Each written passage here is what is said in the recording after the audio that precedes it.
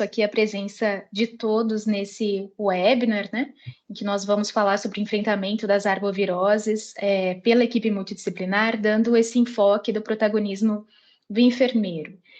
Quero agradecer à enfermeira mestre Nathalie Dutra por ter aceito esse convite para estar hoje aqui conosco, né? Para quem não nos conhece, é a primeira vez nos nossos webinars, eu sou Ana Carolina Alencar, eu sou enfermeira e sou a gerente de sucesso do cliente na Wolters Kluwer, que é uma empresa de publicação científica. Então, nós temos dentro do portal de periódicos da CAPES e inúmeras outras instituições de saúde, né, ou educacionais no país, conteúdos como a Ovid, que é uma plataforma de pesquisa avançada em saúde, ou UpToDate, que é uma plataforma de síntese de evidências para esse uso mais assistencial. E esse webinar a gente faz dentro desse contexto de apoiar os profissionais de saúde nesse enfrentamento das arboviroses, né, em especial dessa epidemia de dengue que nós estamos enfrentando. Então, eu já começo dizendo que o UpToDate, ele tem os conteúdos de dengue, zika e chikungunya abertos dentro da plataforma, ou seja, qualquer usuário no Brasil pode entrar no UpToDate e acessar todos os tópicos relacionados a essas doenças, tá? Eu vou colocar o link para vocês no chat, e aí vocês vão poder acessá-lo também e ter acesso aí às últimas evidências relacionadas a diagnóstico, a tratamento, a informação a paciente, informação medicamentosa também. Então, tem vários conteúdos que são relevantes ali para vocês acessarem, tá bom?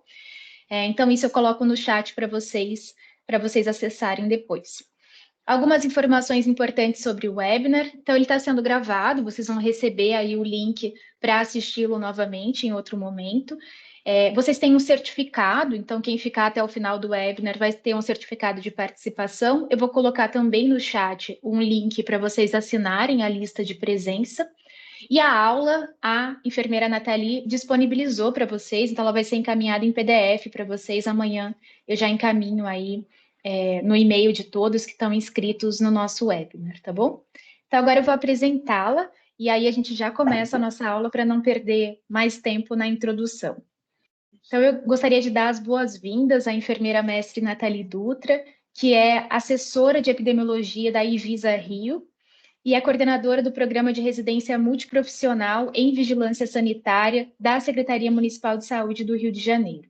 Acho bastante importante destacar essa trajetória profissional da Nathalie Dutra, que está bastante relacionada ao tema, né? Então, ela tem muita experiência neste tema que a gente vai trabalhar hoje.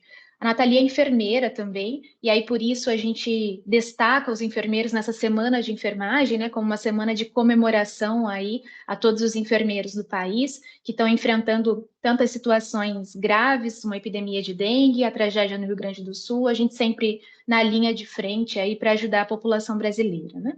Então, ela se formou na Unirio, no Rio de Janeiro, é mestre em epidemiologia pela Escola Nacional de Saúde Pública da Fiocruz e também tem uma especialização em saúde pública na mesma instituição. Também tem especializações em vigilância em saúde, vigilância ambiental em saúde, e além de apresentar uma larga experiência nessa área como servidora no município do Rio de Janeiro. Então, Nathalie, muito obrigada por ter aceito o nosso convite, é um prazer tê-la aqui e boa aula. Ana Carolina, muito obrigada pelo seu convite mais uma vez. Quero agradecer o Wolters Kluwer também pelo convite. É uma excelente oportunidade, né? Sempre compartilhando conhecimento, ainda mais com os colegas aí de categoria. Eu espero que vocês aproveitem a apresentação, né? É uma oportunidade de troca. A gente está aqui nesse movimento e também gostaria de parabenizar, né, os colegas de categoria, a Ana Carolina também, enfermeira, parabéns pela Semana da Enfermagem, pelo Dia do Enfermeiro. E, bem, é isso. Muito obrigada pela apresentação e pela oportunidade. Bem, vamos então falar sobre o tema, né, o enfrentamento das arboviroses pela equipe multidisciplinar, o protagonismo dos enfermeiros nas ações de vigilância e controle da doença. Eu não apresento conflitos de interesse, né, que possam ser relacionados aí à minha apresentação, como a Ana Carolina falou, eu sou servidora do município do Rio de Janeiro, e o interesse aqui é em compartilhar conhecimentos baseados no protocolo do Ministério de Saúde, que está aí à disposição publicamente de todos. o objetivo, né, desse espaço aqui é promover o aprimoramento técnico de profissionais, especialmente os enfermeiros, que desenvolvem aí as ações de enfrentamento das arboviroses no que tange à vigilância e o controle da doença. A gente tem aqui uma agenda, né, proposta para essas 2 horinhas que estaremos aí juntas, que seria falar um pouco brevemente sobre as arboviroses, tratar sobre o diagnóstico diferencial, né, entre as principais, que seria dengue, chikungunya e zika, falar um pouco sobre a equipe multidisciplinar, né, o objetivo de ter aí tantos profissionais voltados, né, a estas ações de combate às arboviroses, a enfermagem no combate e manejo dos casos de dengue, especialmente destacando os protocolos que hoje existem, o manual de enfermagem no manejo dos casos da dengue, e as ações de vigilância e controle da doença, né? E, com certeza, em função aí da experiência até no campo, a gente também aproveito a oportunidade para trazer alguns detalhamentos em relação a esse processo, que são extremamente importantes na vigilância epidemiológica da doença. Então, sobre as arboviroses, a gente pode dizer que a urbanização, né, ela vai, com certeza, impactar diretamente na proliferação, né, dos vetores responsáveis por essas doenças. Então, urbanização é urbanização desordenada, né? As questões de saneamento básico também estão associadas a essa expansão dessas doenças e as questões também dos fatores climáticos, que obviamente vão aí interferir na proliferação dessas arboviroses. E aí, quando a gente está diante das arboviroses, a gente se pergunta, meu Deus, né? Qual a suspeita principal, né? Se eu tenho tantas oportunidades clínicas, né, de diagnóstico, o que seria isso? E aí a gente tem, principalmente, né, hoje no nosso país, inclusive, a gente tem aí uma circulação potencial de arboviroses, as principais que seriam dengue, chikungunya e zika. E aí, assim, a gente também, né, tem outras arboviroses descritas que estão aí também espalhadas pelo mundo, né? Mas a nossa preocupação maior são com essas 3 arboviroses que já estão aí espalhadas por todo o território nacional. Então, assim, só para entender que a gente chama de arboviroses, porque a gente está retratando se é um vírus que infecta os artrópodes, e esses artrópodes vão infectar os vertebrados através da picada.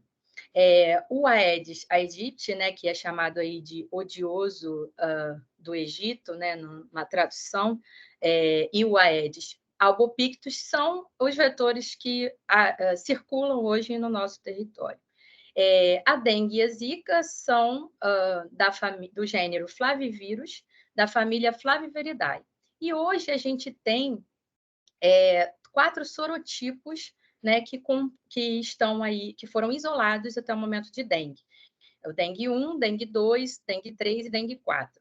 E no caso da chikungunya, a gente tem também, né, uma arbovirose, sendo que o vetor ele é do gênero alfavírus, da família Togaviridae. E aí, como eu falei antes, a gente pensa, né, se depara com um grande desafio quando a gente fala de clínica, né, de arbovirose, a suspeita clínica, porque a gente está aí diante de uma grande abordagem sindrômica. A gente está diante de doenças diversas que se confundem com a sintomatologia, principalmente dessas 3 doenças. E aí eu trago aqui uma adaptação da apresentação do professor Carlos Brito, da Universidade Federal de Pernambuco, onde ele destaca aí brilhantemente a questão voltada a essa abordagem sindrômica. Então, parte-se do princípio que nós temos lá uma febre, né, e um exantema, e aí, diante de um paciente em que eu tenho febre e exantema, eu posso ter outros diversos sintomas ali associados. E aí eu posso, no caso da dengue, ter febre, exantema, mialgia e sinais ali, febre mais 2 sintomas, perdão. né? Então, eu posso ter uma febre, uma mialgia, uma artralgia, uma cefaleia. Aí, no caso da chikungunya, eu tenho a febre, mas com destaque para a artralgia, né? Diferentemente da dengue, que você tem um destaque maior para a mialgia. E também uma potencialidade de cronificação da doença, né? Geralmente as pessoas, quando não estão ali dedicadas a um repouso nos primeiros 10 dias da doença, acabam tendo potencial cronificação da doença, então tem essas lesões aí mais postergadas, né, por anos, inclusive. A gente tem a Zika, que tem um exantema precoce, que geralmente pode ter uma febre baixa, mas pode também não ter febre, né? E também tem uma característica, de artralgia. Temos a leptospirose, né, que pode causar aí uma icterícia, a infecção respiratória aguda, né, também com sintomas além da febre, além da artralgia, né, da mialgia, você ter aí um potencial de sintomas respiratórios, diversas outras, sarampo, né, uma sepsis bacteriana, enfim. Então, tem todo um escopo aí de doenças que podem vir a confundir o diagnóstico dessas arboviroses. Mas é preciso, né, destaca-se então aí a necessidade de ter isso muito bem detalhado, ter muita atenção especial aos sintomas mais característicos de cada uma delas. E aí, nas arboviroses, a gente também pode ter a coinfecção, né? Que no caso você pode ter a doença acontecendo ao mesmo tempo, né? Então, a dengue e a zika, então, um paciente infectado ao mesmo tempo por um vírus da dengue e da zika. Nós podemos ter um paciente infectado por o vírus da dengue e da chikungunya, e da chikungunya e da zika. Então, piora ainda mais o nosso potencial de diagnosticar clinicamente, né? Por isso a importância de enfatizar o diagnóstico laboratorial. E a reação cruzada. Você pode, num diagnóstico laboratorial, por exemplo, ter um paciente com dengue que pode vir a dar positivo para zika e vice-versa. E, até o momento, na literatura, a gente não tem aí nenhum registro de reação cruzada para chikungunya. Então, ainda que a gente tenha aí a possibilidade de co-infecções, a gente também tem a possibilidade de reação cruzada entre o dengue e a zika.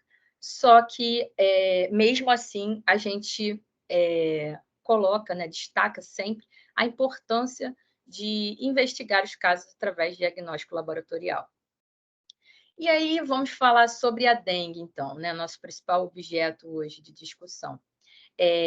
A gente está aí, né, num cenário epidemiológico diferente, né? No início do ano nós tivemos aí essa abordagem de um cenário de epidemia de dengue em alguns distritos, né, do território nacional. Então, assim, a dengue, de acordo com a OMS, a Organização Mundial de Saúde, ela está aí no mundo desde o século XVII. E no nosso território, os primeiros casos eles apareceram no Rio de Janeiro em 1851. A dengue ela é uma das mais importantes arboviroses, né, e vai afetar diretamente o homem.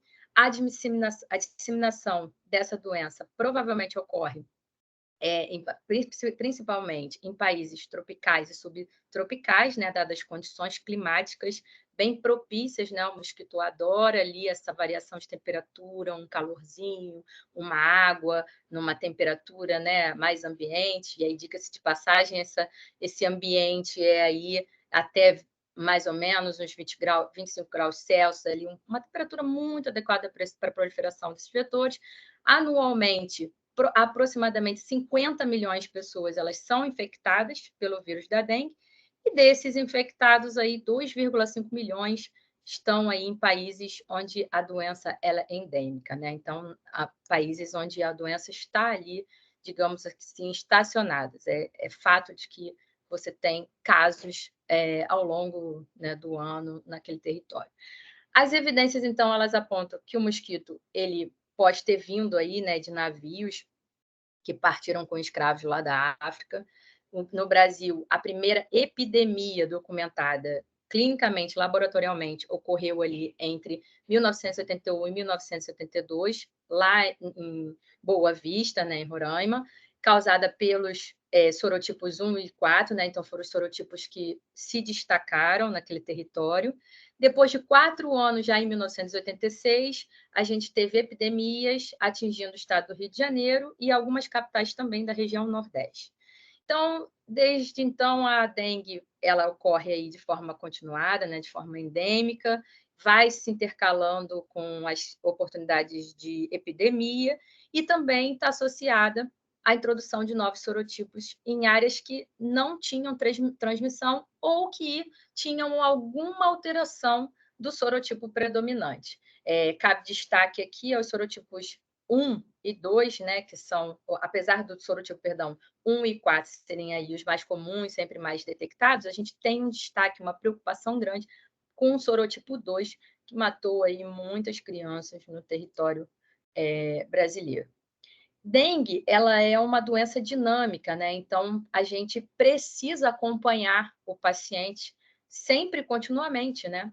A gente precisa ter a dinâmica, a preocupação de orientar o paciente a vir procurar as unidades de saúde com mais frequência, 24 a 48 horas no máximo. Dengue é uma doença sistêmica, existe uma preocupação com os sinais de alarme, né, com os sinais de agravamento da doença. A avaliação do paciente ela tem que ser realizada de forma cuidadosa, né? Você precisa reconhecer os elementos clínicos, os elementos laboratoriais ou as situações de risco que vão aí interferir num risco, né, mesmo de evolução desfavorável da doença. O manejo adequado dos pacientes ele vai depender do reconhecimento precoce desses sinais de alarme, né? Então, a gente precisa entender que sinais são esses e estar em alerta. A gente precisa acompanhar continuamente o paciente, como já falei, lembrar do estadiamento clínico e restadiar. Então, se esse paciente tem lá inicialmente, né, você abordou, acolheu aquele paciente, ele está no estadiamento A, na primeira classificação de risco lá, e de repente ele evolui para o B ou C, você precisa prestar atenção nisso. Existem sinais e sintomas ali muito característicos que vão fazer o profissional restadiar esses casos. E o paciente ele precisa ter uma pronta reposição volêmica, porque, assim, apesar de você não ter um tratamento específico para a dengue, o tratamento é hidratação e repouso. E essa hidratação, quando é feita de forma correta, você evita aí naturalmente a desidratação e qualquer outro extravasamento que ocorra, né, em função dessa reposição volêmica, você trata o paciente da melhor maneira possível.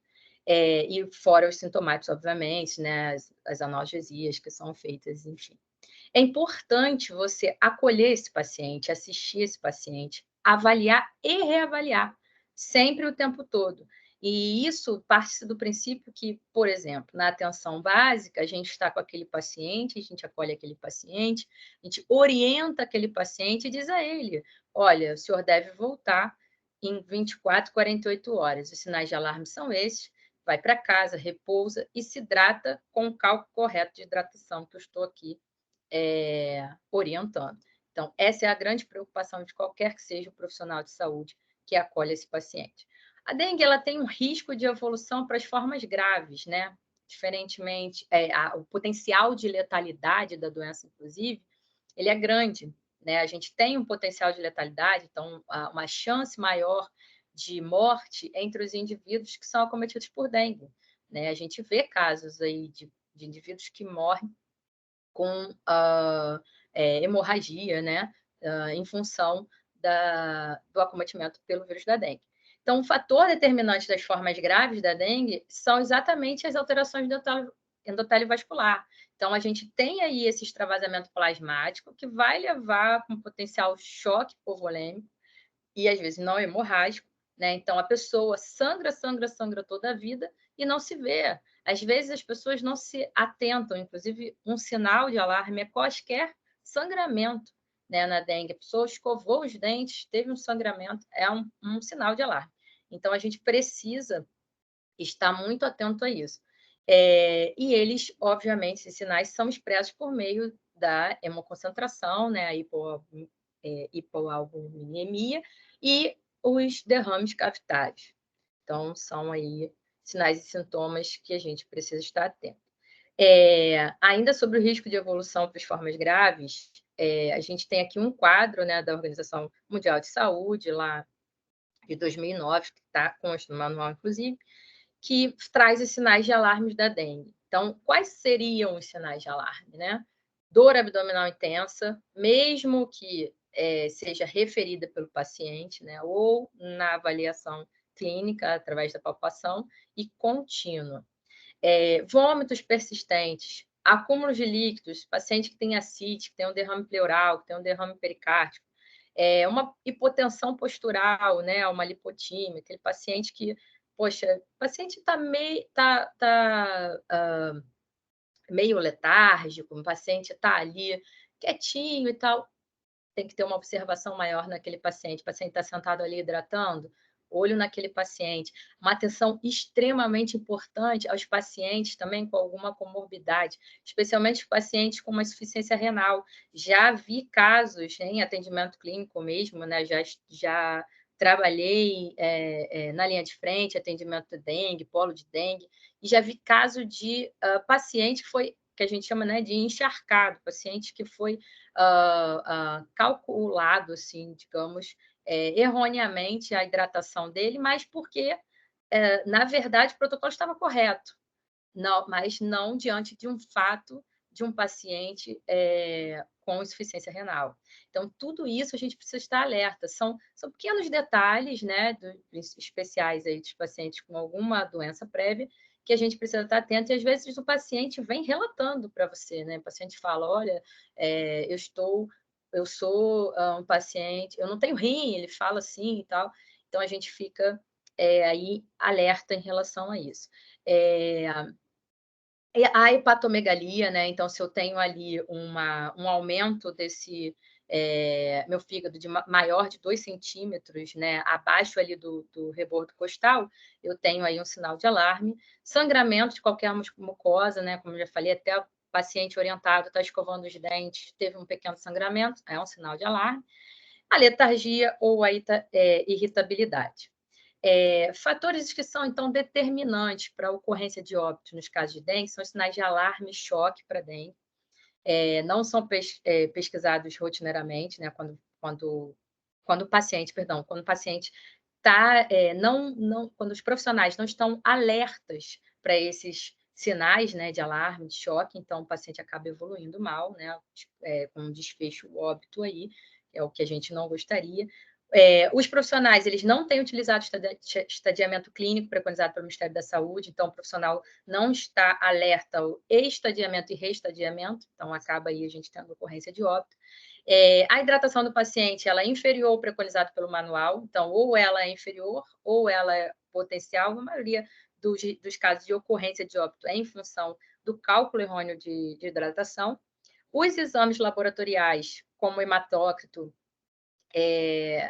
né, necessário para adequação à hidratação e a dosagem de plaquetas, eles não são solicitados com frequência, conforme a recomendação, e aí a gente não acompanha corretamente a evolução, né, laboratorial desses pacientes, esses indicadores, e não potencializa aí o risco de evolução desfavorável. E aí o paciente acaba com desfecho óbito.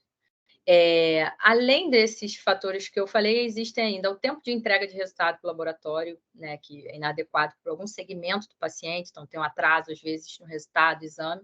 Lembre-se, a questão da necessidade, né, desse acompanhamento laboratorial assíduo aí, ele é principalmente nos casos, né, de sinais de alarme, nos casos graves, não é daquele paciente necessariamente está em estado basal ali, né, um paciente que está hemodinamicamente bem. Então, a gente não precisaria ter essa regra com essa boa obrigatoriedade. Mas aquele paciente que tem sinal de alarme, aquele paciente que preocupa, que precisa ser monitorado, é necessário aí essa questão da avaliação desses resultados laboratoriais. O tipo de assistência, né, se ela é supervisionada, ok, se ela não é supervisionada, se a gente não alerta a necessidade desse paciente voltar, desse paciente estar ali mais próximo da gente, é preocupante também, a gente se dispersa e não dá valor para detalhes da evolução clínica desse paciente. E o intervalo de reavaliação também, quando é inferior. Como eu falei, você orienta o paciente em 24 a 48 horas. Em caso de sinais de alarme, procure a unidade de pronto atendimento mais próxima, né, ou unidade hospitalar. O Ministério da Saúde, então, conclui com tudo isso que os elevados índices de letalidade no Brasil, eles estão relacionados ao não atendimento das normas técnicas para o diagnóstico e tratamento de casos de dengue, que são preconizados pelo Ministério. E aí, por que ele com isso, né, conclui com isso? Exatamente porque a gente traz aí cada vez mais a necessidade e importância de se destacar esse acompanhamento correto e seguir os protocolos que são aí dispostos pelo nosso Ministério. Bem, até aí alguma dúvida? Não, Carol, não, a gente tem nos 30 últimos minutos, mas, enfim, desculpe, né? Eu acabo falando assim, gente, porque a gente sempre tem, né? Quando a gente está... Inclusive, pessoalmente, a gente tem esse hábito. Até aí alguma dúvida, uma pequena pausa. A gente faz aquela pausa para um pouquinho de irrigar a garganta. Não, tá ótimo. A gente teve um elogio aqui Que bom. com relação à didática e à clareza do conteúdo, tá? Que a Beth fez. Bom. Mas você pode dar sequência, tá bom? Ok, então vamos em frente. Então, a gente falou um pouquinho aí da dengue, vamos também falar um pouco da chikungunya. Então, em 2013, foram registrados aí os primeiros casos autóctones, ou seja, os casos que tiveram a infecção, né? Os indivíduos foram infectados naquele local, naquela região. Então, os primeiros casos autóctones do vírus chikungunya nas ilhas do Caribe. Em 2014, a gente isolou aí o primeiro caso autóctone também, registrado na cidade de Oiapoque, que é localizado no estado do Amapá, que fica ali além de Feira de Santana, na Bahia. O vírus da febre chikungunya, assim como o da dengue, ele possui um material genético, né, o RNA. E aí, como eu já falei, ele pertence à família Togaviridae e ao gênero alfavírus. Esse nome está atribuído, né, na língua Makonde, lá, um dialeto que é falado na Tanzânia, que vai significar aí o indivíduo que se curva, que torna-se contorcido, né? Justamente porque a artralgia na chikungunya ela é tão grande, tão potencial, que o indivíduo se contorce, né? E o simples fato dele tentar se esticar já dói muito as articulações. E devido às artralgias intensas aí que podem perpetuar, como eu falei, meses e anos, né? A gente tem descrição na literatura de casos de cronicidade de 5 anos, pacientes que fazem edemas em articulações depois daí de um tempo, né, de infecção pelo vírus. Ela se caracteriza pela febre de início súbita, alta, associado à poliartralgia, então, assim, é mais comum que você tenha artralgia mais disseminada, né? Então, uma artralgia em todas as articulações aí do corpo, e uma artralgia intensa. Ela pode vir acompanhada de mialgia também, né? Então, uma dor muscular, a cefaleia, né? Dor de cabeça e o exantema. E cursa geralmente com 3 fases clínicas. A fase que a gente chama de aguda, que é a fase de 10 a 14 dias, né, a partir do início dos sintomas. A subaguda, que é 10 a 14 dias até 3 meses. E a fase crônica, que é maior do que 45 dias a anos. A chikungunya ela também tem fatores de risco para os casos graves e óbitos. Quais fatores são esses? As comorbidades, como já falei também no caso da dengue, né? A hipertensão arterial sistêmica, os indivíduos que têm cardiopatias, né? Os indivíduos com asma, com DPOC, com diabetes mellitus, com idade maior que 60 anos, os indivíduos imunossuprimidos e os neonatos. Esses são os que a gente chama aí de uma população com risco desfavorável da doença. A chikungunya ela tem uma característica bem específica que mostra na literatura, inclusive, na experiência clínica, né, que a gente tem em atendimento, um potencial até de divisão dessas faixas etárias, justamente para entender, porque tem características bem específicas, né, em algumas faixas de idade. Então, assim, entre os neonatos, né, dos neonatos a 2 anos, a gente tem aí as principais sinais e sintomas, que são febre, que é presente, né, ou não, prostração dolorosa, dor difusa e dificuldade de sugar, né? Então, a gente tem aí os neonatos com dificuldade de sugar, né? Ou um choro contínuo, né? Assim, criancinhas que não vão, que vão estar ali, não vão saber relatar, né, para a gente essa dor. Então, é uma criança com uma prostração, mexeu, ela está ali muito, ai, dói uma coisa ou outra, você já tocou a criança, já não se sente confortável? Preocupante. Ou choro contínuo também.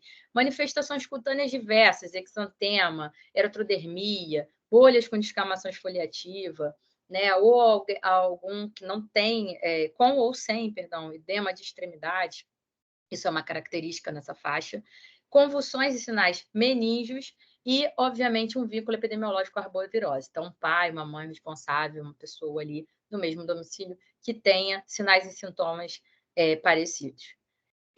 A criança lá de 2 a 12 anos, ela geralmente tem febre por até 7 dias, acompanhada de artralgia intensa, mialgia, manifestações cutâneas diversas ou apresentando apenas convulsão e sinais de alteração neurológica acompanhada ou não de febre.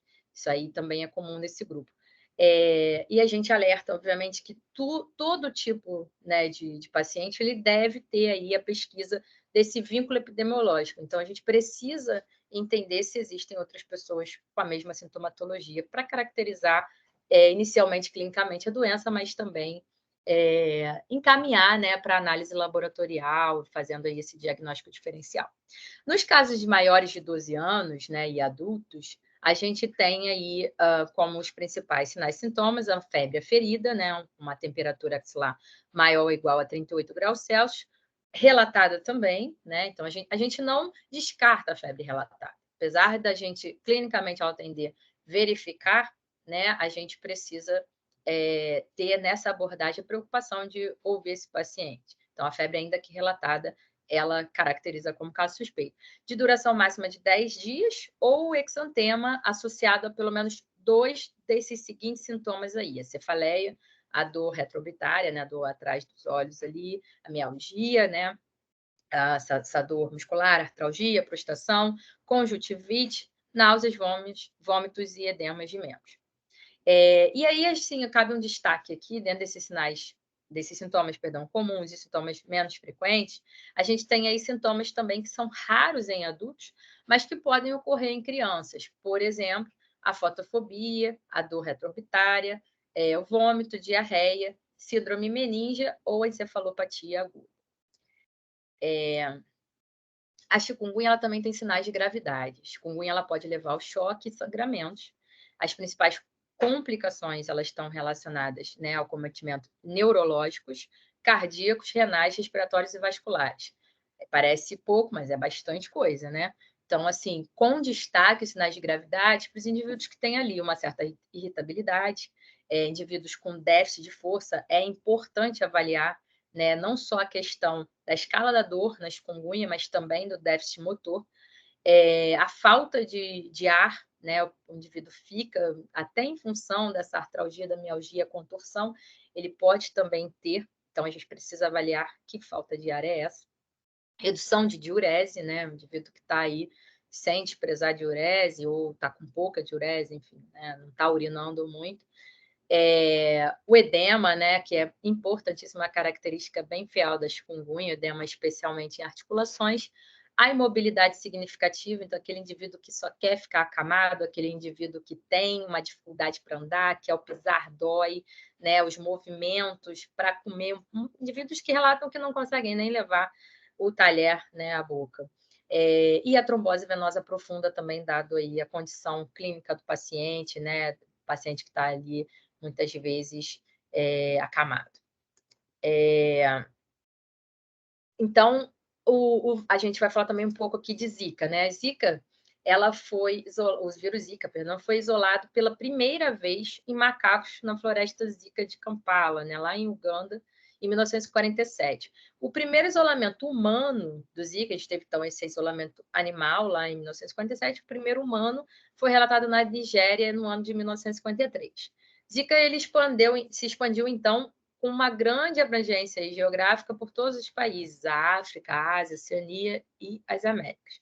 No ano de 2015, em decorrência aí dos nascimentos, né, que nós tivemos um grande boom de nascimentos com microcefalia, e a associação, né, das mães desses nascidos com microcefalia com uma infecção anterior pelo vírus Zika, foi declarado aí no Brasil estado de emergência em saúde pública de importância nacional, né, que onde a gente teve um grande destaque e preocupação na atenção, assistência, né, ao cuidado e acolhimento dessas mães dessas mães e desses bebês com microcefalia.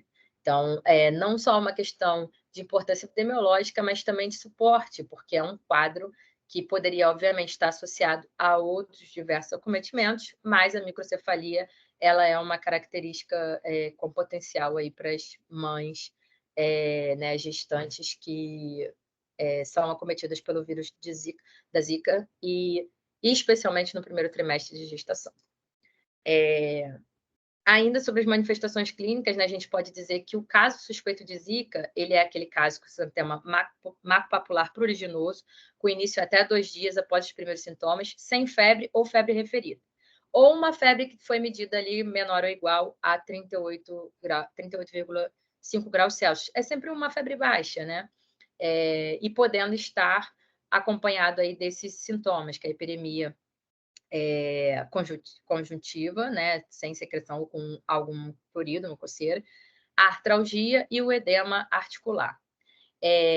A Zika, né, tem as manifestações graves, que seriam as manifestações neurológicas. Então, esses são aí os destaques de manifestações neurológicas que mostram a evolução aí desfavorável da doença. Os quadros de encefalite, de meningoencefalite, mielite, as paralisias flácidas agudas, né? Encefalomielite disseminada aguda e a síndrome de Guillain-Barré. O vírus Zika, ele não tem assim um potencial, né, alto de letalidade, mas excluindo-se as mortes que são decorrentes aí dos quadros neurológicos, a Zika habitualmente não está associada à morte nem em adultos nem em crianças. Mas temos 3 casos de óbitos por Zika que foram confirmados no Brasil, pacientes jovens, né, aí 36, 20, 16 anos, um deles com comorbidade.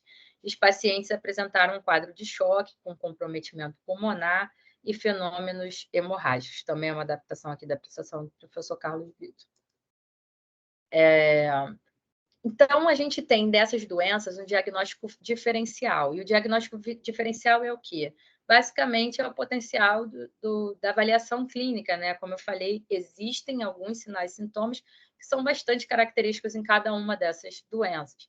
Então, no caso da dengue, a gente tem lá, isso aqui é um quadro resumo, né? Então, a gente, como eu falei, a dengue tem um destaque para uma febre acima de 38 graus Celsius de 4 a 7 dias, a chikungunya maior que 38, mais de 2 a 5 dias, e a Zika pode não ter febre ou você está no estado subfebril.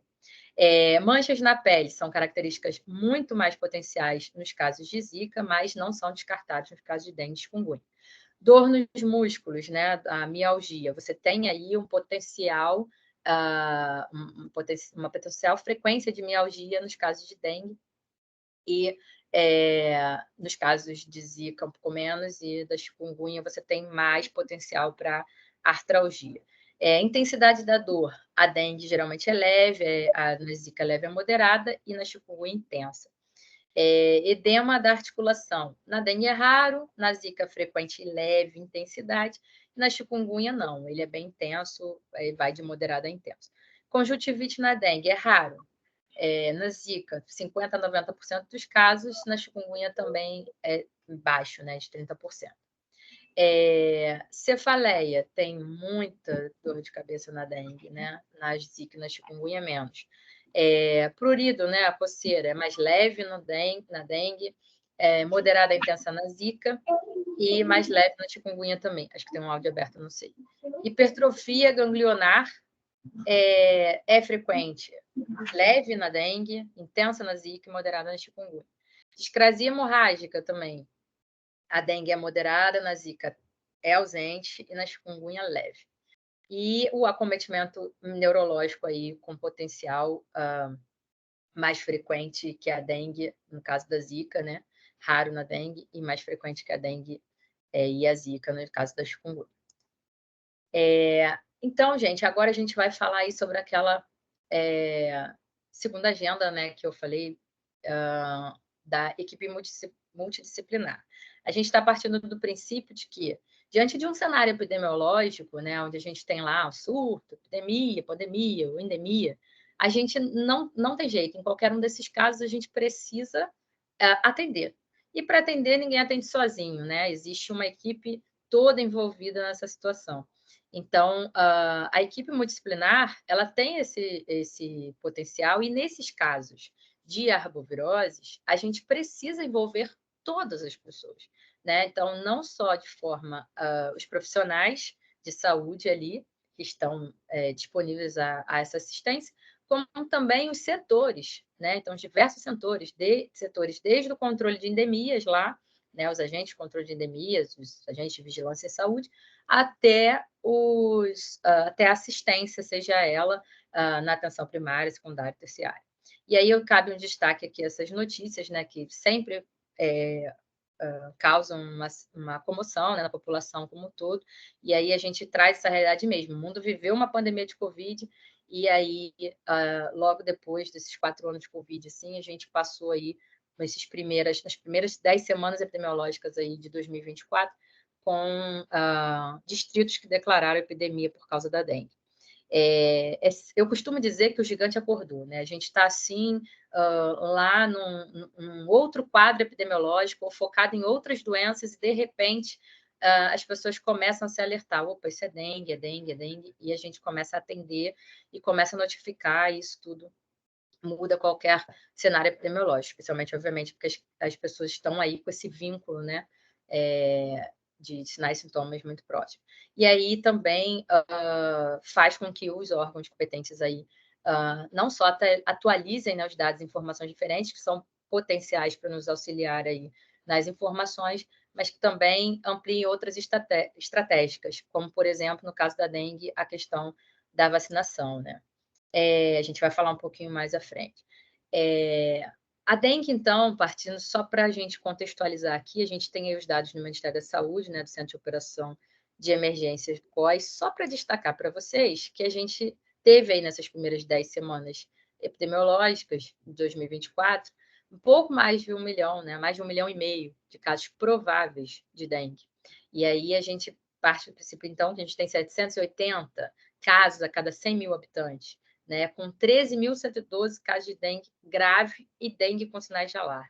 Então, assim, é um potencial muito grande essa doença, né? Até porque a gente teve aí 450, só nas 10 primeiras semanas epidemiológicas, 450 óbitos confirmados, 849 em investigação até esse período.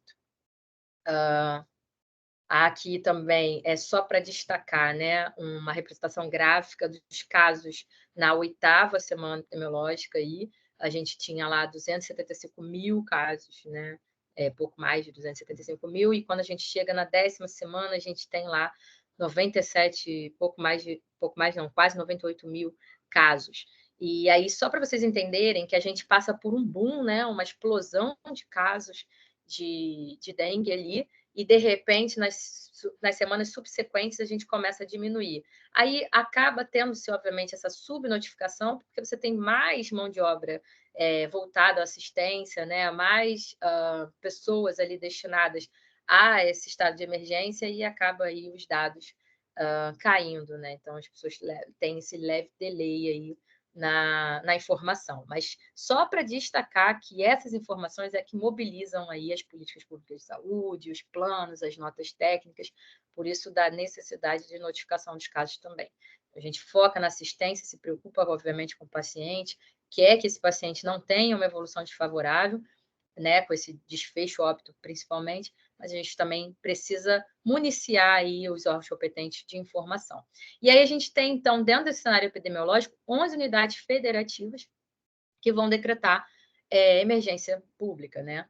E aí a gente tem aí as unidades aqui descritas federativas, 407, são 407 municípios, né? E aí aqui também um destaque ao número de decretos em cada um desses municípios. Minas Gerais, né, dessas unidades federativas, perdão, Minas Gerais teve 200 decretos, olha isso. Então, assim, a gente teve um boom em todas essas unidades. Então, a equipe multidisciplinar, o foco da equipe ela acaba sendo a prevenção com controle do vetor e o cuidado por meio da rede de atenção à saúde, seja primária, secundária ou terciária, e, obviamente, com a responsabilização de multissetores. A gente vai falar agora aqui um pouquinho de classificação de risco. Gente, se eu estiver correndo, você me alerta, por favor, Ana Carolina, porque eu estou aqui no 7h51, vamos nós. Não, mas está tudo bem, você está recebendo elogios ali na conversa, então tá ótimo, pode Oi, seguir. perdão, não Não, tá escutei. ótimo, os comentários são de elogio, então pode dar sequência aí à sua aula tranquila, tá bom? Perfeito, muito obrigada, gente. Vamos em frente. Imagina. Então, a classificação de risco, né? Essa equipe multidisciplinar, ela parte de um princípio de uma classificação de risco, né? Então, a gente fica ali fixado num fluxograma, né, que vai mostrar para a gente quais são esses estadiamentos da doença, e é nisso que a gente tem que focar. Então, a gente tem, na classificação de risco, de acordo com os sinais e sintomas, 4 classificações. A classificação azul, que é do grupo A, né, que a gente chama do grupo A, que são dengue sem sinais de alerta, sem condição especial, sem risco social e sem comorbidade. Com atendimento, obviamente, de acordo ali com a hora de chegada, enfim, é porque a gente tem, então, um estadiamento de uma pessoa que tem dengue, precisa repousar e hidratar, mas não é aquela o seu não é aquele o seu indivíduo com potencial desfecho desfavorável, perdão. A classificação do indivíduo B, né, do grupo B, que é a classificação ali verde, dengue sem sinais de alarme, com condição especial, ou risco social e comorbidades e prioridade não urgente. Então, é aquele indivíduo que você olha, tem ali um olhar diferenciado, uma preocupação, olha, ele está bem, mas pode evoluir logo para um estado amarelo, enfim. A gente tem o grupo C, né, que é a cor amarela, que são os casos de dengue com sinais de alarme presentes e sinais de gravidade ausentes. Então, são casos com potencial urgência, atendimento o mais rápido possível. O vermelho é o grupo D, o dengue grave, são aqueles casos de emergência, pessoa com necessidade de atendimento imediato e já hospitalizada. Então, considerando aqui o escopo maior de atenção primária de saúde, a gente vai atender, né, os indivíduos azul e verde e encaminhar, obviamente, os pacientes amarelo e vermelho. Aqui a gente tem aí a foto do fluxograma do manejo clínico da dengue, acredito que a grande maioria aqui conheça, né? Eu já viu alguma vez esse fluxo. Então, eu amplio aqui um pouquinho para a gente dar destaque, só para vocês entenderem o que a gente falou aqui do estadiamento. O fluxograma ele mostra muito bem cada detalhe de cada estadiamento. Então, a gente pensa lá, o grupo A, ele tem o acompanhamento ambulatorial, aquele paciente que chega na APS lá, faz os exames complementares, se o médico decidir que sim, que deve fazer, se não, uma conduta de hidratação oral, sempre lembrando, né, que, na verdade, tem essa leve mudança, gente. Antes a gente fazia 60-80, já chegou a ser só 80, e agora 60 ml por quilo por dia. Então, a gente tem que pensar que o indivíduo, o primeiro cálculo de hidratação que você deve fazer é 60 ml por quilo de peso. Então, você vai multiplicar esses 60 ml pelo peso do indivíduo. Então, o indivíduo vai ter que ir lá, se o indivíduo tem 60 quilos, esse indivíduo vai ter que fazer 3.600 ml por dia. Aí, esse 3.600, um terço disso, vai ser sais de reidratação oral e, no início, com volume um pouco maior. E 2/3 restantes, a gente orienta que esse indivíduo deve fazer ingesta hídrica, então líquidos caseiros, água, suco de frutas, né, o próprio soro caseiro, chá, água de coco, é aquilo que ele conseguir ingerir de líquido, né? Vamos tentar tirar aqueles outros. A gente sempre fala esse destaque, O paciente chega e fala assim, até Coca-Cola, porque eu só consigo beber Coca-Cola. Não. Água, suco de fruta, soro, chá, né? Então, assim, potenciais líquidos aí. A criança menor de 13 anos, a gente faz em menor de 10 quilos, 130 ml, perdão, ali está 1.000, né? Uma correção, ml por quilo por dia, de 10 a 20 quilos, 100 ml quilo por dia, e maior que 20 quilos, 80 ml por quilo por dia. Importante sempre avaliar a questão e orientar os sinais de alarme e agravamento do quadro e indicar o retorno, né? O retorno é imediato na presença de sinais de alarme, né? Ou no dia da melhora da febre, com possível início da fase crítica, caso não haja essa defervescência, né? Então, essa diminuição, porque esse é o perigo, né? Nesse período, quarto, quinto dia, o paciente está tomando a medicação e tal, mas aí aquela febre alta, ela passa e o paciente acha, estou bem. E não. Volta a febre novamente, o paciente fica ali debilitado, não atende a isso e é ali que ele agrava. Então, se ele estiver bem, pode voltar no quinto dia da doença, se ele tiver com sinais de alarme ou mal, né, ou perceber aí esse retorno repentino da febre, mostrar. E entregar sempre o cartão de acompanhamento da dengue. O estadiamento B, né, que é a cor verde, só um minuto para eu hidratar aqui. Não sei de onde vocês estão, gente, mas no Rio de Janeiro está um calor. Não há ar-condicionado ou ventilador que dê certo. Acompanhamento. A gente tem, perdão, na fase, no estadiamento B, né, classificação de risco, a gente faz o acompanhamento em leito de observação até o resultado dos exames ou revelação clínica. A gente vê esse paciente, se esse paciente é maior de 75 anos, tem presença de comorbidade, se ele tem alguma descompensação ali, a gente mantém a hidratação por 24 horas, faz os exames complementares, né, nos dois casos. Se ele está, nesse grupo, ele vai fazer os exames complementares, alguns exames específicos necessitem, no caso de avaliação de comorbidade, por exemplo, conduzir com hidratação oral, conforme lá o grupo A, né? E aí avaliar sempre aquela questão de comorbidade, se existe alguma intolerância de via oral, principalmente, né? Enfim, reavaliar clinicamente a cada 4 horas e se hemoconcentrar ou surgir sinais de alarme, a gente conduz para o próximo estadiamento, que é o C.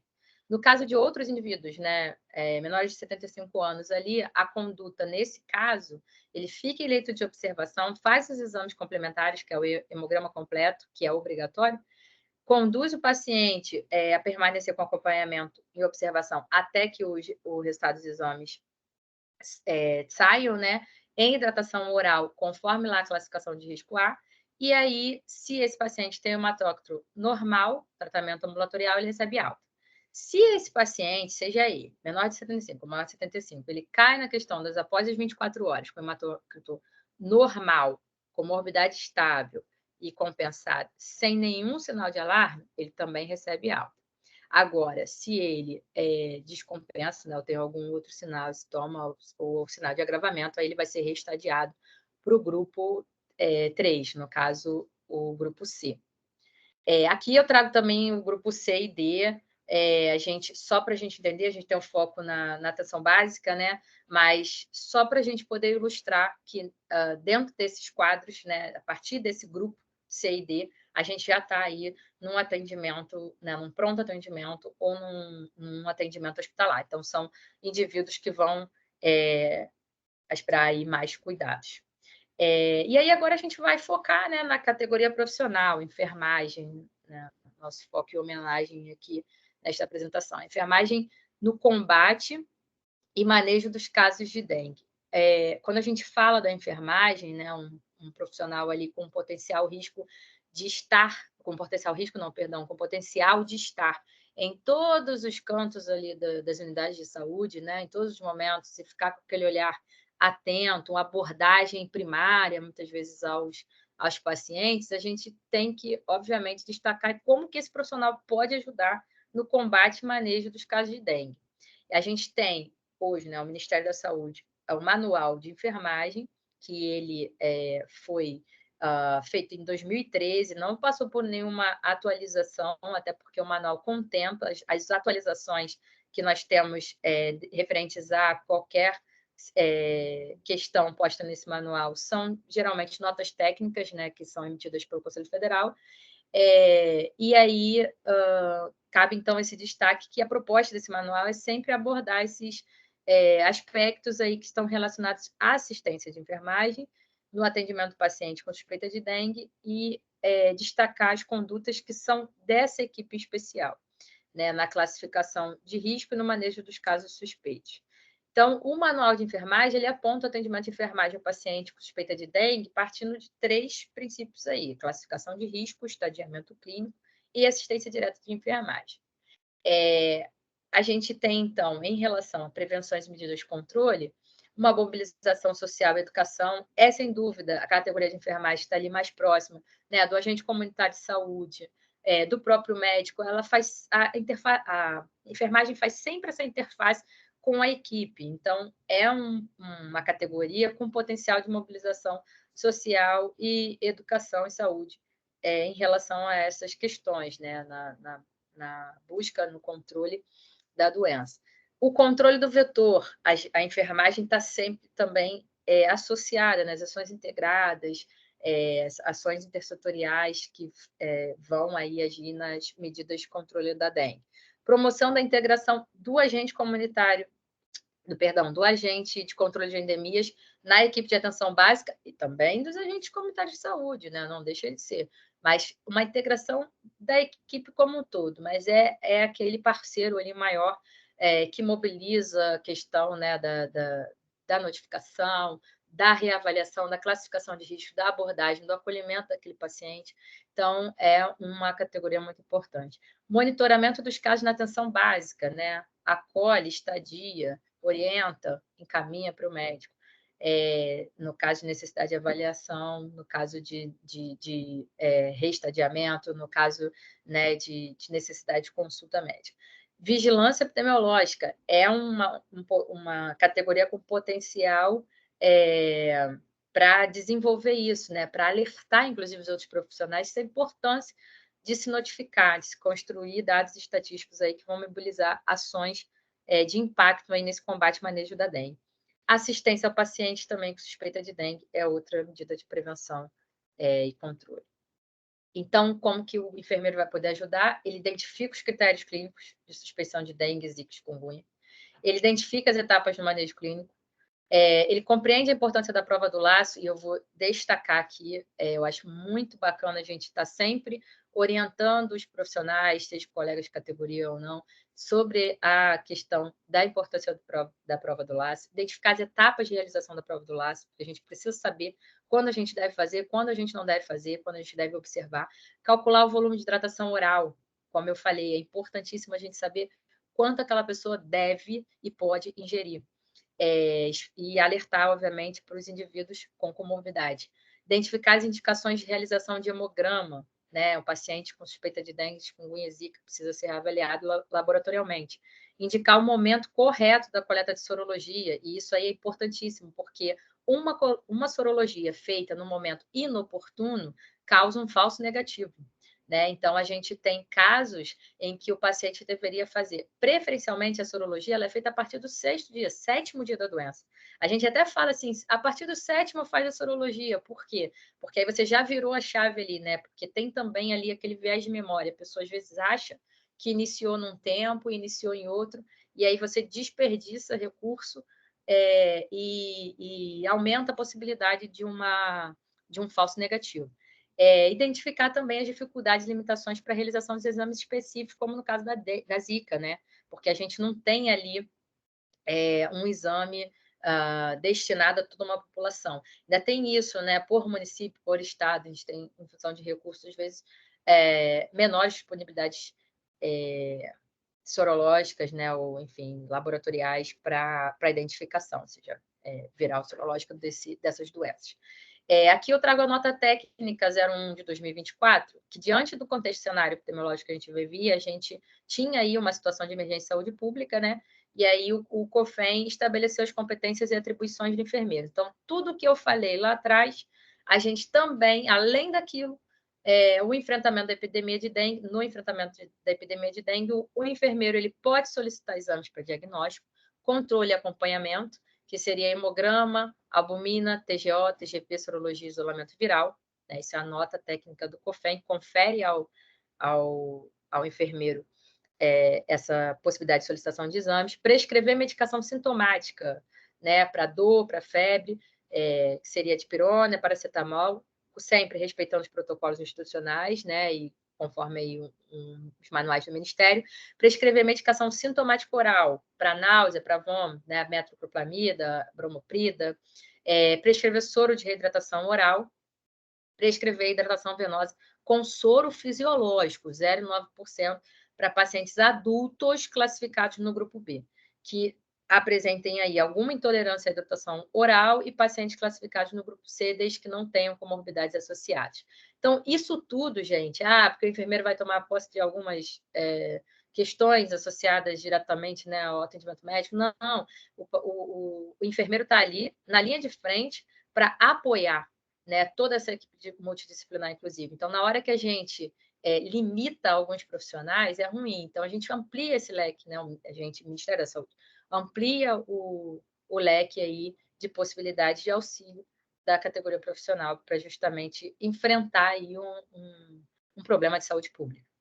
E aí, só para a gente exercitar aqui um pouquinho, não sei se todos, né, já fizeram corretamente, já tiveram a possibilidade de entender, inclusive, como faz, se todos têm aí compreendimento total aí dessa questão, mas é um caso que até eu via, inclusive, né, em polo, em atendimento aí nas epidemias que a gente passou, algumas dificuldades para isso. Ou a questão da necessidade do atendimento rápido, né, de vamos, mais um, a gente acabar não fazendo corretamente essa técnica. Então, a prova do laço, ela deve verificar, o profissional ele tem que verificar a pressão arterial do paciente e calcular o valor médio pela fórmula, né, a pressão arterial sistólica mais a pressão arterial diastólica dividido por 2.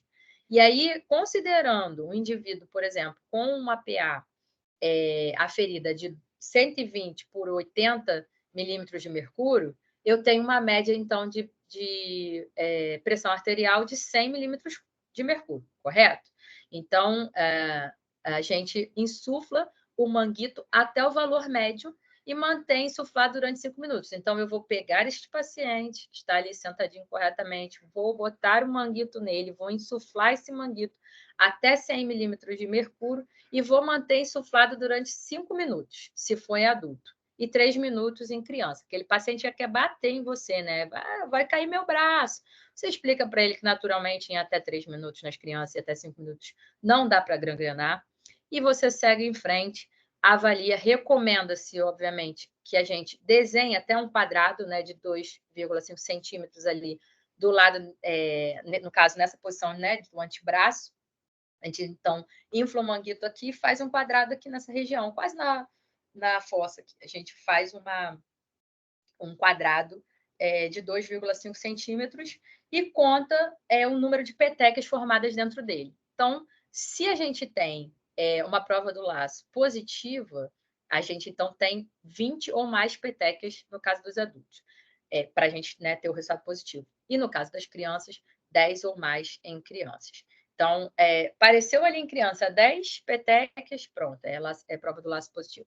E, gente, se a gente tem até 5 minutos em adulto e 3 minutos em criança, não chegou esse tempo, a gente já está vendo, não precisa continuar a prova do laço. Isso já infere que você tem ali uma prova do laço positivo, tá? E tem sempre que ter muita atenção em pessoas obesas, que durante o choque, em pessoas obesas, né? E durante o choque, a prova do laço ela pode ser negativa.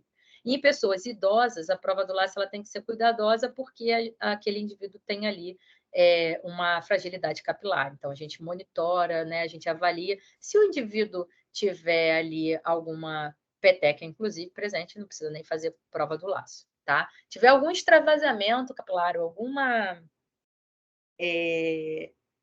peteca, a gente não precisa fazer a prova do laço, ela não é recomendada. Então, assim, além de tudo isso, né, o Brasil, ele conseguiu ser o primeiro país do mundo a oferecer a vacina contra a dengue, e no SUS. Então, a gente teve aí uma iniciativa do Ministério da Saúde de vacinar, né, o público-alvo de 10 a 14 anos, nesses primeiros momentos aí de 2024, os indivíduos nessa faixa etária, né? Então, assim, só que o que aconteceu? A gente tinha aí um lote que ia vencer, né? Em 30 de abril de 2024. Então, o Ministério lança uma nota técnica que bota em caráter excepcional os pacientes, os usuários de 6 a 16 anos para serem vacinados. Então, você expande aí esse público-alvo. E aí, assim, gente, toda regra, né, toda alteração de protocolo, ela obviamente está vinculada à bula, né, daquele imunobiológico. Não é simplesmente, o Ministério decidiu que para não vencer vamos fazer. Não, existe sim uma norma, né, orientações técnicas que constam na bula desses imunobiológicos que fazem com que esses órgãos tenham essa possibilidade de aumentar aí essas estratégias. E, se eu não me engano, segundo a bula, a gente tem aí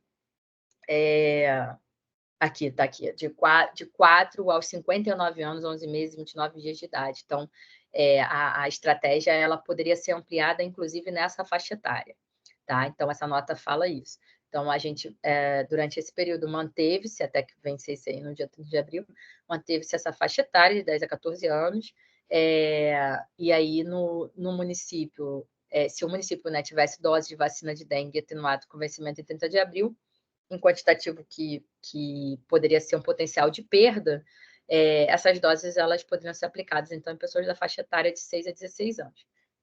E aí, essas pessoas, lembrando, elas têm que receber a segunda dose, porque a vacinação da dengue ela é feita de 2 doses. E aí, essas pessoas possuem aí um prazo mesmo com um prazo de validade, essas doses dessas pessoas que fizeram essa faixa etária aí, né, fizeram essas doses, né, nessa faixa etária ampliada, elas precisam ter a segunda dose garantida, tá? Então, isso está aí descrito na nota técnica. Bem, então, o que a gente falaria sobre a vigilância, né, dessas arboviroses?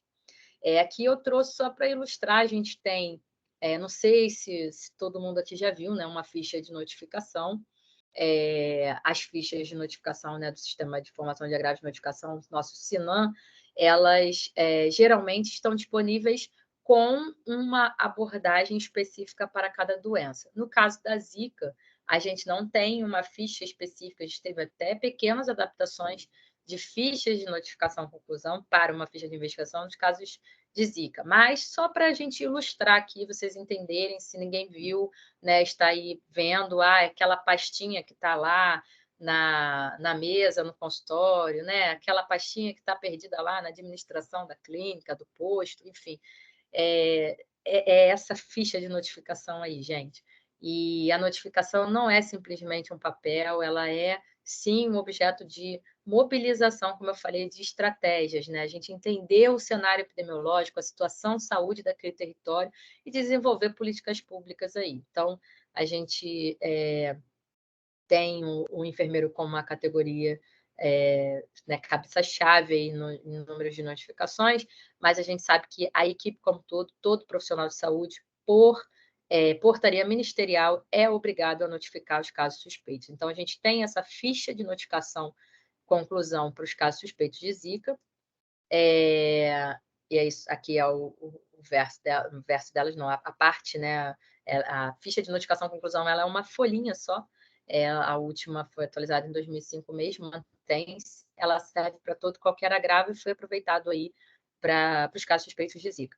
A ficha de notificação e investigação de dengue ou chikungunya, como eu falei, ela tem aí uma especificação, ela tem uma ficha de investigação própria, né? Por isso, não é ficha de notificação e conclusão, ela é uma ficha de investigação, diferente da Zika. E aí, a ficha de notificação e investigação, ela serve aos as duas doenças. Então, eu tenho aí a definição do Ministério da Saúde de caso suspeito de dengue e a definição de caso suspeito de chikungunya.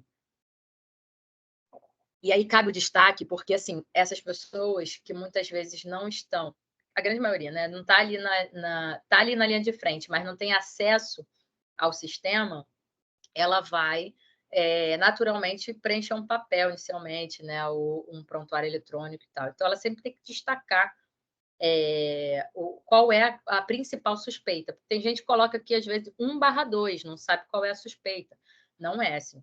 Tanto no sistema de informação, a gente é obrigado a marcar ou uma principal suspeita, né? No caso da dengue, ou uma principal suspeita para chikungunya, como no papel também, para nortear quem insere essas informações no sistema de informação. Tá?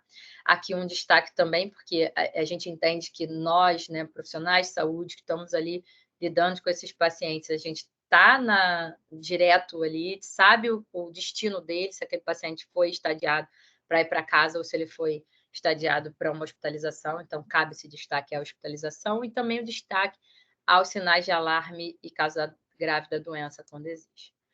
Tá? E aqui também uma ilustração, tá vendo? A ficha tem os sinais, ela norteia, inclusive, a investigação, né? Ela norteia ali os principais sinais e sintomas, alerta sobre a sorologia, enfim, os dados profissionais a gente destaca também, porque às vezes como eu falei, não está num sistema eletrônico, né? O profissional, a gente pensa em todos os municípios, estados, enfim.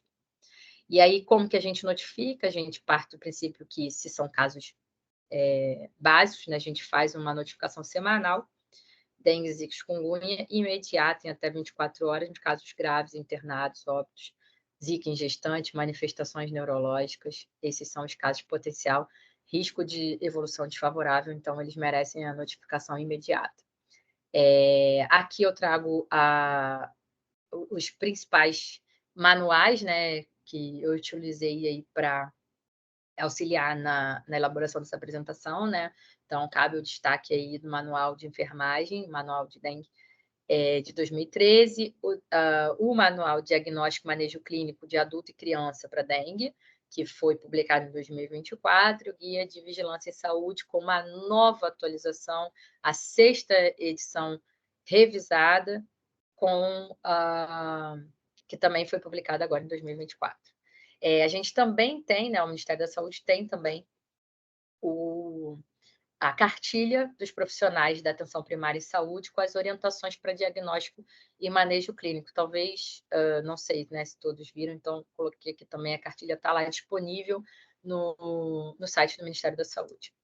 E aí, gente, a gente já está caminhando aí para o final da nossa apresentação, né? Então, é importantíssimo destacar que toda vez que você estiver diante de um paciente com sinais, sintomas característicos de alguma arbovirose, pense na possibilidade de arbovirose.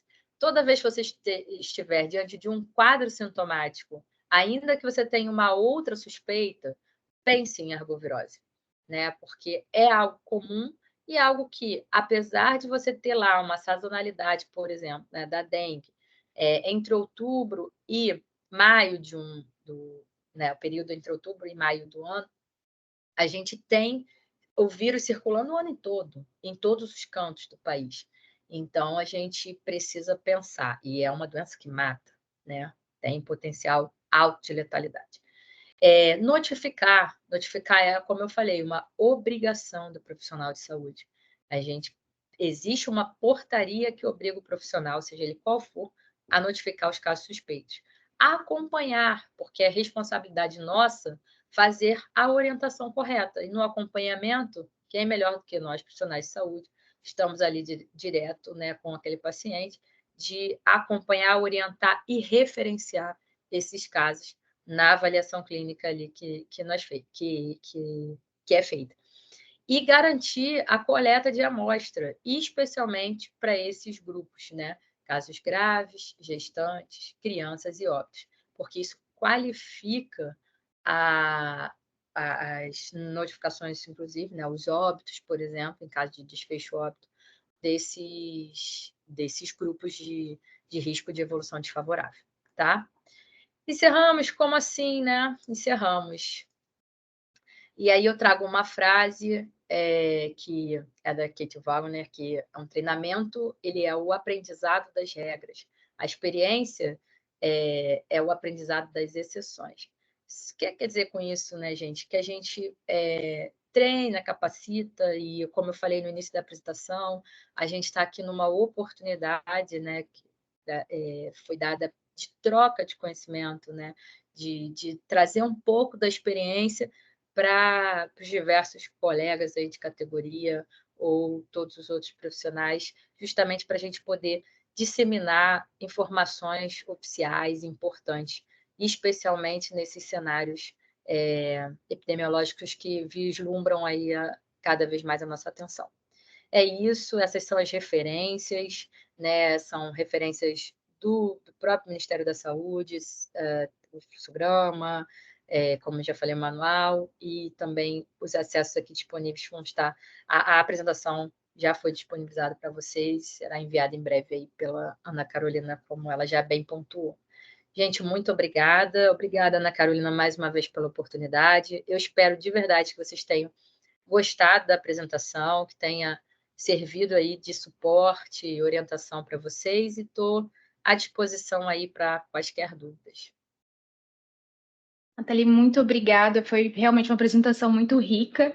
E aí os comentários que a gente tem no chat são todos relacionados a isso, né? Como a aula foi interessante, a sua didática, o conteúdo muito rico. Então, a gente agradece muito a sua disponibilidade para estar aqui hoje, né, compartilhando o seu conhecimento com esse grupo. Eu vou abrir o microfone, gente. Alguém tem alguma dúvida? Se alguém tiver alguma dúvida, eu vou abrir os microfones de vocês, e é só levantar a mão, tá bom? Deixa eu ver aqui. A Letícia comentou que ela está chegando em uma unidade básica de saúde em Campinas, que está enfrentando um boom de casos, e é importante esses conhecimentos para guiá-la aí nesse novo trabalho dela. Bom, deixa eu mudar aqui as configurações, caso alguém tenha alguma pergunta. Pode tirar o compartilhamento? Não, mantém o compartilhamento? Se quiser tirar, tá tudo bem. Pode? Sim. Agora eu estou me vendo. Essa dinâmica virtual é assim, né, gente? Obrigada por todos os comentários aí, os agradecimentos, elogios. Como eu falei, a gente está aqui mesmo para somar, né? Tem, sem dúvida, uma vasta experiência. Lá se vão aí os 15 anos de trabalho com isso. Eu adoro doenças transmissíveis e sou realmente apaixonada pelas arboviroses, né? Minha dissertação de mestrado foi em chikungunya. Então, assim, eu tenho, são os meus queridinhos. Como é que você falou? É a menina dos vírus? É a menina dos vírus, Já fui a menina dos mosquitos. Ah, dos mosquitos, é verdade. É isso então, aí. Tá bom. Alguém tem alguma dúvida? É só levantar a mão que aí pode abrir o microfone também. Eu nem consigo Senão a ver gente... todos aqui, mas já estou olhando alguns conhecidos, inclusive. Ah, bom. que ótimo. Muito obrigada pelos Nós parceiros, tivemos amigos. 37 participantes, foi bem bacana. Ai, que bom. A Jaine perguntou o que você diria sobre os casos não notificados, né? Então, os casos não notificados, a gente tem. Qual é a dinâmica, na verdade, né? A gente sabe, mostrei ali naquele gráfico, né, que no Brasil como um todo a gente teve aí uma diminuição de casos, especialmente o quê? Quando a gente tem um boom, né? A gente tem aí muitos casos por semana, suspeitos notificados, a gente acaba não tendo essa percepção, ou não tendo volume de atendimento, tendo volume de casos suspeitos, mas não tem registro, né? Não tem notificação. E aí o que a gente faz, né? O que a gente orienta? Unidades de serviços de vigilância em saúde, né? Como todos a gente tem no serviço de vigilância no país inteiro, eles são os responsáveis, né, diretos, por estarem disseminando essas informações e tentando fazer aí uma busca ativa desses casos.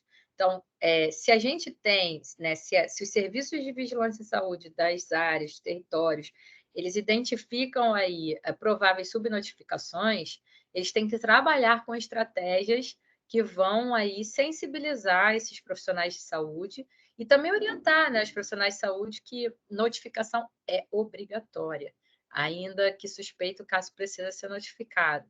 Então, assim, não tem movimento melhor do que os próprios serviços, né, esses profissionais que estão diretos aí vinculados à vigilância epidemiológica. E sem dúvida também as parcerias, né? Assim, aí eu vou tirar por nós, né, da categoria enfermagem, que estamos aí sempre de frente nas salas de espera, né, nos acolhimentos, para a gente também tomar posse, né, dessa tarefa, nessa ação que é forte, né? A gente tem, sem falsa modéstia, uma possibilidade de integrar, né, as diversas equipes ali que estão nas unidades e mostrar para eles, né, o potencial de cada um sempre. Eu costumo dizer que é bom a gente extrair o melhor de cada um, né? Então a gente começa a ver aquela pessoa que sabe um pouquinho mais em relação àquela doença, que é capaz de mobilizar aquela população, aquele território para agir com determinadas estratégias, e com isso a gente vai, obviamente, fomentar aí as notificações, né? Vai ser uma consequência, acaba sendo uma consequência. Claro que também não posso dizer que é um potencial você notificar muito, mas também pode ser uma fragilidade, porque, como eu falei, a gente, numa situação, né, de um cenário epidemiológico de emergência pública, né, de uma epidemia, você acaba mobilizando força de trabalho para a assistência direta em si. E aí, essa parte, esse pedacinho que também faz parte desse fluxo de assistência, que é produzir a informação para a gente reconhecer a situação de saúde, acaba ficando fragilizado. Mas a gente precisa mobilizar isso, com certeza. Perfeito. O André queria fazer, a Andréia, perdão, Andréia Lima queria fazer uma pergunta. Andréia, você pode abrir seu microfone?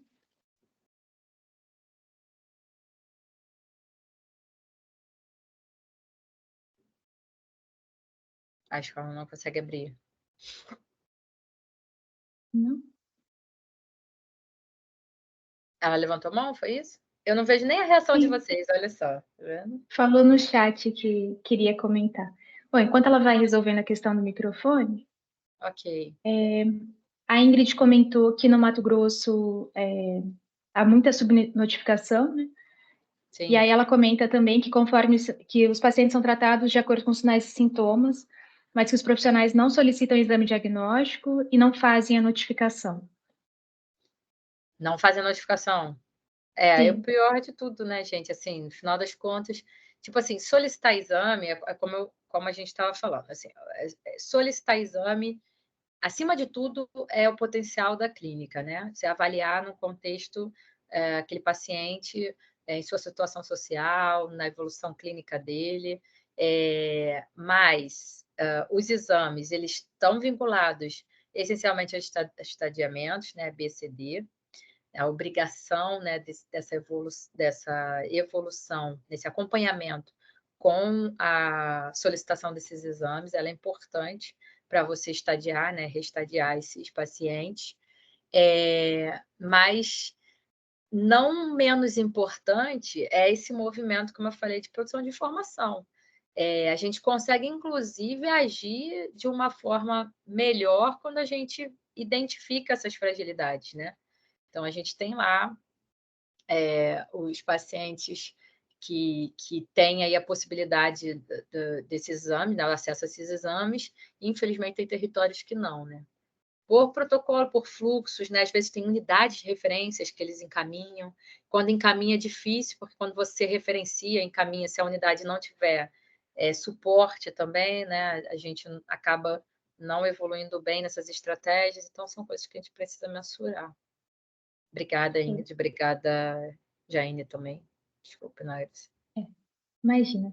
A professora Jassamara, a professora doutora Jassamara, ela perguntou se para você é importante também observar a urina do paciente suspeito, além da prova do laço. Ah, sim, então, a gente até trouxe uma questão da diminuição da diurese, né, que é um outro sinal de alarme. Então, assim, o paciente que chega também e que tem essa queixa, sim, a gente precisa, porque ali também é há um monitoramento ali importante, né? É um sinal de alarme. A gente vê possibilidade de hemorragia, um déficit renal, né? E aí cabe assim repetir uma coisa muito importante, professora, que a gente que eu destaquei, eu tive essa experiência, inclusive, pacientes renais, a gente tem que mensurar a questão da hidratação. Eles não vão fazer uma hidratação completa como qualquer outro paciente com comorbidade, né? Importantíssimo a gente ver isso.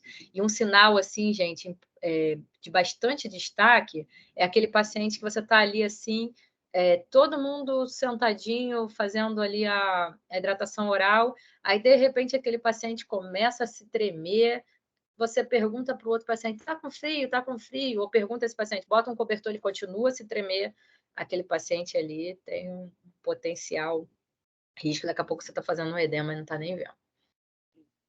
Está me ouvindo, vocês? Sim, Oi? agora sim. Ah, agora estão me ouvindo? Sim, eu agora estou estamos. um pouquinho embaixo, peraí. Primeiramente, eu fiz a pergunta, eu sou a Jassamar, né? Jassamar Aldenoura. Quero Sim. parabenizar a Natália pela sua belíssima apresentação. Obrigada. Com os sinais e sintomas, e também essa importância da notificação e a importância de cada profissional na equipe multiprofissional, porque isso é o que é importante, cada um fazendo sua determinada função e contribuir para melhorar essa notificação, que a gente sabe que é um grande empecilho nosso, é a notificação desses dados, né? Com certeza. E eu estava vendo a sua apresentação, a sua formação, você é uma excelente profissional. Viu? Muito obrigada. Isso enriquece a gente, principalmente porque eu sou aqui do Acre, da região norte. Olha, que legal. Muito bacana. E aí quando eu cheguei aqui no Acre, a gente tinha assim, essa dificuldade de notificação, não tinha nem distrito sanitário, sabe? Sim. É uma coisa que foi organizando aos poucos. Eu estou maravilhada com a sua aula e parabéns, né? Que bom, obrigada. Muito bom, parabéns mesmo. E a equipe que está com você e essa apresentação agora, tá? Tirou minha dúvida. E tudo que você está colocando é uma coisa que eu já vim vivenciando há muito tempo, né? Organização, você falou do agente comunitário, do agente de endemia, a importância de estar notificando. Todo mundo na equipe de saúde pode notificar aquele paciente suspeito, isso é uma grande vantagem e que se pouco tem utilizado. Porque, às vezes, a notificação fica lá no consultório do médico e isso fica centralizado lá. E uma coisa que não é, isso é de todo profissional, uma coisa que a gente precisa estar trabalhando muito. Você focou muito bem isso, viu? Parabéns, tá?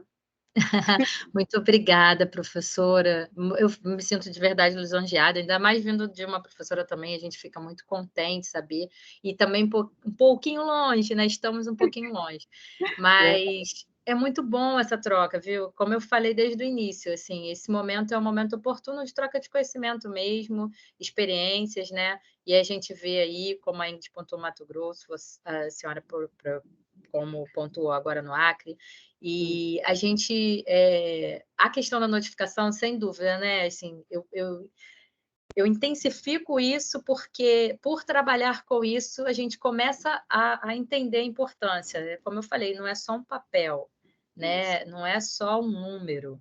É um potencial de desenvolvimento de política pública, de nota técnica, de ofício, de normas, né? De novos manuais, de novas estratégias de ação, né? De potencial para avaliação de grupos estratégicos, né, que ficam monitorando essas doenças aí nos diversos territórios. E também alerta clínico, né, para outras novas doenças. Eu estava lendo ainda há pouco, assim, é porque a apresentação já estava encerrada, mas a gente teve caso de Maiaio, a gente teve caso de Oropuche. Então, assim, são outras doenças que também preocupam e que entram, né? Inclusive, Maiara, eu acho que foi Roraima, se eu não me engano, me perdoem se eu estiver errada, depois posso colocar isso também. E até aqui a gente também está montando o Sentinela e realmente alguns casos que a gente pode também ter esse contato aqui, né? Pode surgir. Então, a gente tem essa importância da Sentinela de ficar sempre nessa vigilância constante. Mas é isso mesmo que você falou, Natália, você está perfeitamente certa. Viu? Obrigada. Muito obrigada, muito bom. Obrigada mesmo. Professora, muito obrigada, viu, pela sua colaboração. E aí, uma última pergunta da Letícia Lima, e ela pergunta se quando há esse aumento de casos, se a notificação se concentra mais nos casos de dengue. E ela comentou, a sensação que ela tem, né, é que não há essa diferenciação entre as arboviroses quando tem um momento de grande fluxo. Então, nesses momentos de muito fluxo de de doença, aumentam as notificações de dengue e sem que eles consigam fazer uma diferenciação entre elas. Mas a Letícia falou uma coisa que é extremamente certa e que a gente escuta, né, muitos profissionais falarem. Na dúvida, notifica dengue, por conta da letalidade, né, e da preocupação com o protocolo. É um protocolo bem fechado, que se a gente pensar que não existe um tratamento direcionado, né, à doença dengue, à doença chikungunya, à doença zika, e sim aos sintomáticos, a gente para pensar que é melhor tratar o indivíduo com repouso e hidratação, seguindo o protocolo, né, que a dengue, né, o fluxograma de manejo clínico da dengue tem, que a gente vai estar aí diminuindo o risco dessa população de ter esse desfecho desfavorável, né, que é o desfecho óbito ou o agravamento da doença. Então, realmente, sem dúvida, você acaba notificando mais casos de dengue que talvez não sejam dengue, né? Estão na suspeita. E aí, mais uma vez, eu destaco a questão da importância da investigação laboratorial, né? A gente foca nisso, inclusive, né, das estratégias de investigação laboratorial, justamente para a gente potencializar isso e qualificar. A minha dissertação de mestrado foi sobre essa qualificação laboratorial mesmo dos casos, porque a gente vê muito caso notificado, por exemplo, para chikungunya, mas não oportuniza a análise laboratorial desses casos, para saber o que é realmente dengue, o que é realmente chikungunya e o que pode ser de zika. Obrigada, Letícia. Muito obrigada. Gente, se vocês não tiverem, a Alice agradecendo. Se não tem mais nenhuma pergunta, a gente vai encerrar por hoje. Quero de novo agradecer a Nathalie, foi excelente mesmo, e também a todos que participaram, né? Muito mais gostoso quando a gente tem essa troca, quando vocês compartilham experiência ou fazem perguntas, senão fica muito unilateral aqui, né? A nossa conversa. É melhor quando a gente tem esse perfil mais dinâmico. Então, quero agradecer a todos que participaram, que ficaram até o final, tá? E agradecer aí a enfermeira Nathalie pela excelente aula e por ter aceitado aí o nosso convite para o dia de hoje, tá bom? Muito obrigada, foi mesmo muito interessante. Obrigada. Obrigada, Ana Carolina, mais uma vez pelo convite. Obrigada aí por saber, né, que a gente está, como profissional de saúde, como profissional de um serviço público, né, de saúde, potencializar essas informações, disseminar, chegar a cada cantinho aí do território nacional. Isso é muito bom. A gente trocar essa experiência e também, assim, ter de vocês essa devolutiva, né? Esse feedback é muito importante. E eu agradeço muito a oportunidade mais uma vez e agradeço a todos que aqui ficaram também aí, sustentaram e aguentaram até esse momento. Muito, muito obrigada mesmo, gente. Obrigada, gente. Boa noite, viu? Boa noite, até a próxima.